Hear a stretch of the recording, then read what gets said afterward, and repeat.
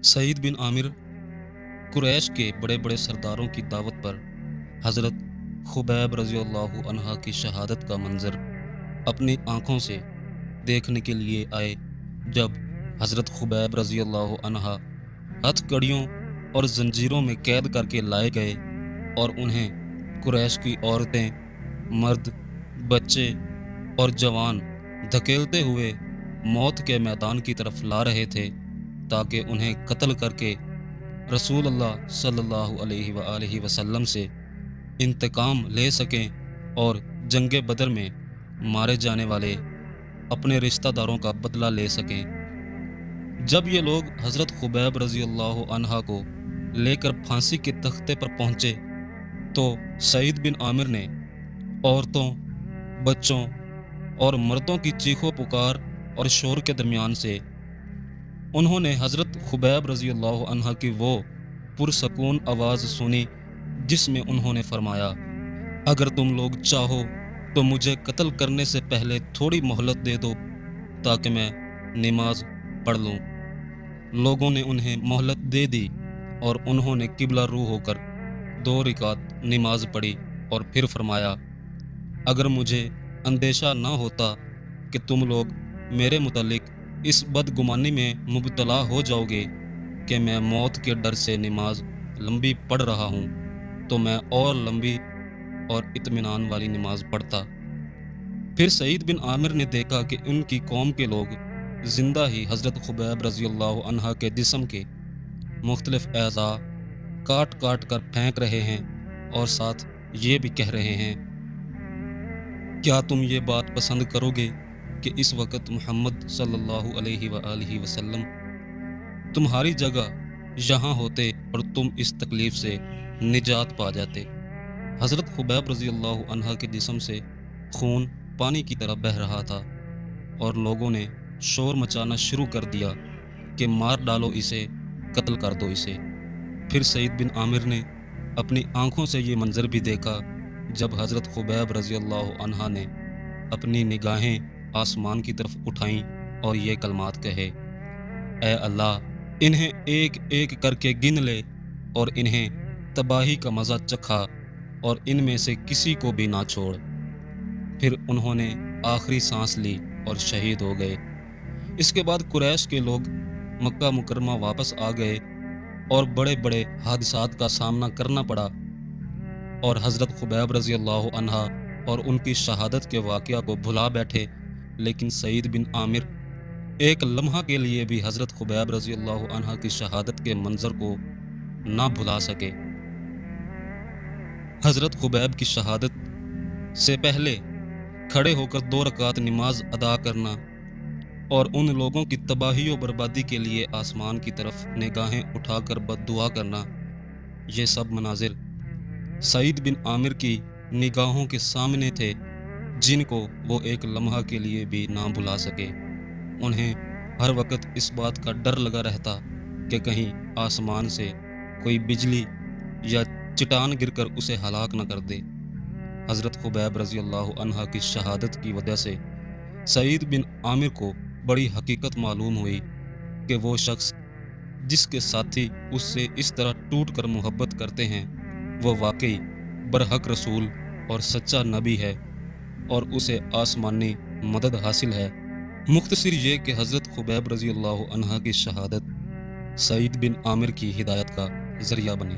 उस वक्त अल्लाह ताला ने सईद बिन आमिर का सीना इस्लाम के लिए खोल दिया और वो कुरैश की एक मजलिस में पहुँचे और खड़े होकर उन्होंने कुरैश और उनके गुनाहों से अपनी बेताल्लुकी और नफ़रत और उनके झूठे खुदाओं यानी बुतों से अपनी बेजारी का इजहार किया और अपने मुसलमान होने का खुल्लम खुल्ला ऐलान कर दिया।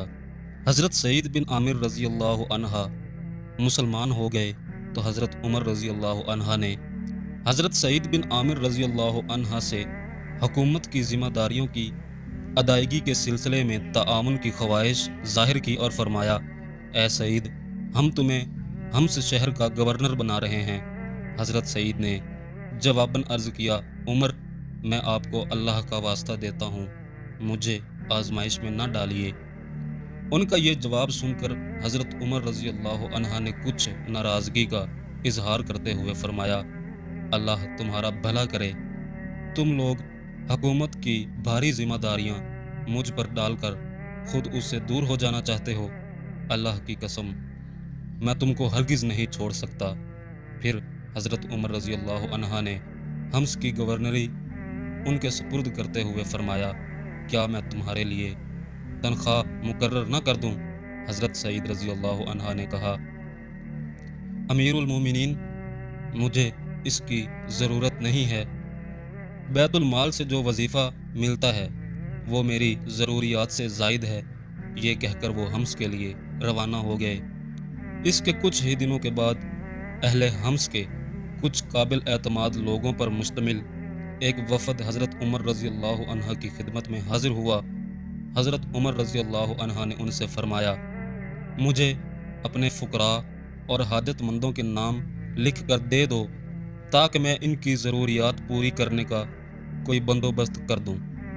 وفد نے خلیفہ کے سامنے جو فہرست پیش کی اس میں تھا فلاں ابن فلاں، فلاں ابن فلاں اور سعید بن عامر۔ حضرت عمر رضی اللہ عنہ نے حیرت سے پوچھا، سعید بن عامر؟ کون سعید بن عامر؟ انہوں نے جواب دیا، ہمارا گورنر۔ حضرت عمر رضی اللہ عنہ نے مزید حیرت سے پوچھا، تمہارا گورنر؟ کیا تمہارا گورنر فقیر ہے؟ وفد نے مزید وضاحت کی، جی ہاں امیر المومنین، اللہ کی قسم کتنے ہی دن ایسے گزر جاتے ہیں کہ ان کے گھر میں آگ نہیں جلتی۔ یہ سن کر حضرت عمر رضی اللہ عنہ رو پڑے اور دیر تک روتے رہے، حتیٰ کہ ان کی داڑھی آنسوؤں سے تر ہو گئی۔ پھر وہ اٹھے اور 1000 دینار ایک تھیلی میں رکھ کر اسے وفد کے لوگوں کے حوالے کرتے ہوئے فرمایا، سعید سے میرا سلام کہنا اور کہنا کہ امیر المومنین نے یہ مال آپ کے لیے بھیجا ہے تاکہ آپ اس سے اپنی ضرورتیں پوری کریں۔ وفد کے لوگ دیناروں کی وہ تھیلی لے کر حضرت سعید رضی اللہ عنہ کی خدمت میں پہنچے اور ان کے سامنے پیش کر دیا۔ انہوں نے اس تھیلی اور اس میں رکھے ہوئے دیناروں کو اپنے سے دور ہٹاتے ہوئے کہا، ان للہ و انا الیہ راجعون، جیسے ان کے اوپر کوئی بڑی مصیبت نازل ہو گئی ہو۔ یہ آواز سن کر ان کی بیوی گھبرائی ہوئی ان کے پاس آئیں اور بولیں، سعید کیا بات ہے؟ کیا امیر المومنین کا انتقال ہو گیا؟ حضرت سعید نے کہا، نہیں بلکہ اس سے بھی بڑا حادثہ پیش آیا ہے۔ بیوی نے کہا، کیا کسی جنگ میں مسلمانوں کو شکست ہو گئی ہے؟ حضرت سعید نے جواب دیا، نہیں بلکہ اس سے بھی بڑی مصیبت آ پڑی ہے۔ بیوی نے پوچھا، اس سے بڑی مصیبت کیا ہو سکتی ہے؟ حضرت سعید رضی اللہ عنہ نے پریشانی میں جواب دیا، دنیا میرے گھر میں داخل ہو گئی ہے تاکہ میری آخرت کو تباہ کر دے، اور مال کا فتنہ میرے گھر کے اندر آ چکا ہے۔ بیوی نے ہمدردانہ مشورہ دیا، اس سے چھٹکارا حاصل کر لیں، ابھی تک وہ دیناروں کے متعلق کچھ نہیں جانتی تھیں۔ حضرت سعید نے پوچھا، کیا تم اس معاملے میں میری مدد کر سکتی ہو؟ بیوی نے جواب دیا، ہاں کیوں نہیں۔ پھر حضرت سعید رضی اللہ عنہ نے تمام دیناروں کو بہت سی چھوٹی چھوٹی تھیلیوں میں رکھ کر انہیں غریب اور ضرورت مند مسلمانوں میں تقسیم کروا دیا۔ ہماری آپ لوگوں سے درخواست ہے کہ اگر آپ کو سیرت صحابہ کرام رضوان اللہ اجمعین کی یہ سیریز پسند آئے تو چینل کو لازمی سبسکرائب کریں، اور کامنٹ سیکشن میں اگر آپ اپنی کوئی رائے دینا چاہیں تو اس کا اظہار لازمی کریں۔ شکریہ۔